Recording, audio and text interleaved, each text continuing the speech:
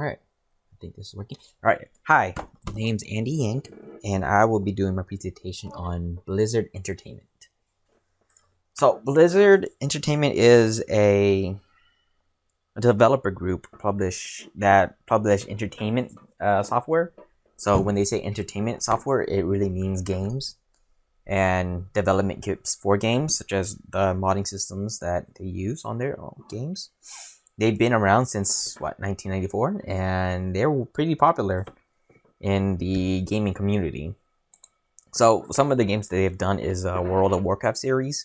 So they did a Warcraft series, which is an RTS game, which I will go into later. And then they have the role-playing games of World of Warcraft and their DLCs and whatnot. Other games that they've done is Diablo, which is a RPG. How should I say it? It's an RPG, an action RPG game, which it's a top-down role-playing strategy. No, not strategy, just role-playing game. Yep. And next is StarCraft. StarCraft is their RTS game, which I have the definition here, down here, of what an RTS game is. From this game, they've created an entire community and entire genre of gaming that hasn't been there before. So they were pretty influential in how part of the game system, such as the MOBA games, came up, because they create, not them, but one of their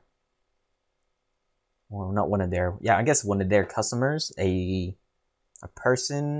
user created a mod off of their modding system in which they developed a program set for their games. They use it to create a game type called Aeon of Storms. That game itself was the starting point for a lot of MOBA games, which include Smite, League of Legends, Hero of the Storm, and Vainglory, or Dota 2, games that you may or may not know. But they created an entire genre based on the system of... would that be program system? Based on the program system that Blizzard came up with. Blizzard itself has partnered up with a lot of other people to make different types of games. So they partnered up with Iron Galaxy, who made Extinction and Killer Instinct games, which they're pretty smaller games. So Killer Instinct's like Mortal Kombat or Street Fighter, they're fighting types of game, and then Extinction was a pretty unique game itself, in which it was like a defense game, but you were fighting giants along with not so giants. Yeah, I don't think it really got outreached that much, but I do remember seeing it. But they banded together with Iron Galaxy to create Overwatch, which is one of the most popular games that came out in our generation of games. So Blizzard is also pretty big in the community for computers and technology, because they are a big selling point for entertainment. This is one of their what was the definition? It's not BlitzCon. BlitzCon's later. It's Blitz. I forgot. But they did a tournament. They do like yearly tournaments or so that thousands and hundreds of thousands of people come to go and watch the gaming between super high. Oh, not super high. What's the definition when I say popular or very good gamers? So they contributed to that. They also make BlizzCon. BlizzCon is it's like saying, it's like any type of con. So people dress up, such as over here. People come in to play games with large amounts of people. They socialize. They do concerts. Oh yeah, it is a concert. BlizzCon, Blizz concert. Oh yeah, they do a lot of stuff. Oh shoot. So what has they done to the world? Well, for the world, they created the mobile game series. Yep.